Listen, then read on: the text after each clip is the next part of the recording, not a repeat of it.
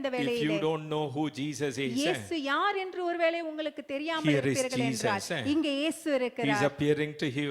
உங்களுக்கு அவர் தரிசனமாகிறார். He is revealing himself. அவர் யார் என்பதை உங்களுக்கு He is காண்பிக்கிறார். saying to you, child, உன்னை பார்த்து சொல்கிறார், மகனே மகளே, don't run from pillar to post. நீ ஒரு இடத்திலிருந்து இன்னொரு இடத்திற்கு அலைந்து திரிய வேண்டிய Don't அவசியம் இல்லை. plead for man's mercy. மனிதனுடைய இரக்கத்தை வேண்டி போக வேண்டிய அவசியம் இல்லை. Don't yield to the threat of the enemy.